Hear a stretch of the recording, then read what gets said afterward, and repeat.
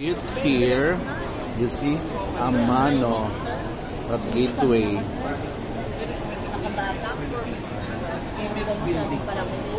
First, sama sa coffee, and then salad, and then pizza. Lahat to for my glory and consumption. I don't have that desire. I don't have that desire. But even if I have that desire. Amano Gateway. Chicken. Of course. Steak.